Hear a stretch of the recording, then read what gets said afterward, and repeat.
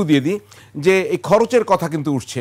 ইমরান সালে প্রিন্স বলছে যে সারা দেশ থেকে নিজেদের খরচ আপনারা নিয়ে আসছেন, আপনাদের 4 জোড়া ট্রেন বা 3 জোড়া ট্রেন বা 2 জোড়া ট্রেন দিয়েছে, আপনি বলছেন আমাদের নিজেদের টাকা এনেছি। আমি একটু যোগ করতে চাই যে এটা কিন্তু আপনাদের সৈয়দ আব্দুল্লাহ মোহাম্মদ তাহেরের কথা, যে এই ট্রেনের বাইরে 11,000 বাস, 8,000 গাড়ি, জি আরো তো লঞ্চ, মানে আমি ধারণা করতে চাই টোটাল কত খরচ হয়েছে আপনাদের। ইয়েস, টোটাল কত খরচ হয়েছে এটা আমি এখন বলতে পারবো না, তবে এই খরচের উৎসটা বলতে পারবো। জি বলুন। এটা খুব ইম্পর্টেন্ট। সেটা হচ্ছে আমাদের একজন ঠেলাওয়ালা, মজুরওয়ালা, কৃষক, চাকরিজীবী যে এসেছেন তিনি নিজের টাকা দিয়ে এসেছেন।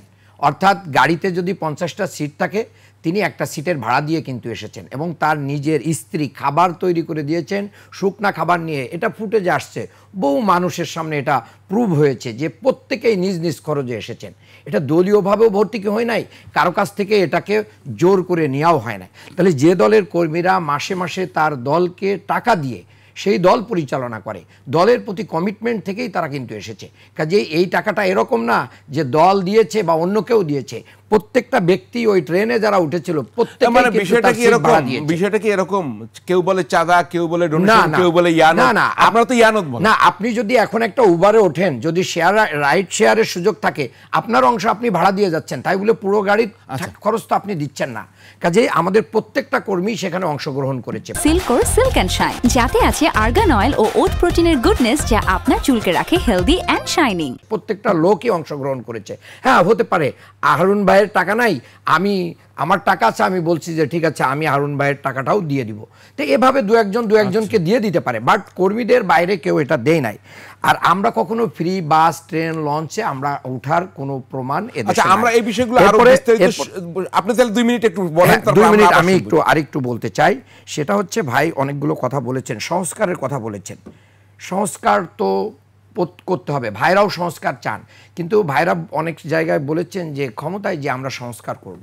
ভাইরা ক্ষমতায় যে সংস্কার করবেন এটা, এবং আওয়ামী লীগ বা যে ক্ষমতাসীন দলরা যে সংস্কার করে না, এই বিষয়ে জনগণ মোটামুটি এখন অনেকটাই আশাবাদী যে না, এটা তাদের দ্বারা সম্ভব না। এই জন্য এখন যে সংস্কারের সুযোগ এসেছে, এই সুযোগটাকে কাজে লাগিয়ে বাংলাদেশের গণতন্ত্রকে একটা স্থায়ী রূপ দেওয়ার জন্য এই সংস্কার এখন আশু প্রয়োজন হয়ে দাঁড়িয়েছে। এরপরে ভাই বলেছেন যে তত্ত্বাবধায়ক সরকার, দেখেন এটা অধ্যাপক গোলাম আজম সাহেবই কিন্তু এটার ফর্মুলা দিয়েছেন।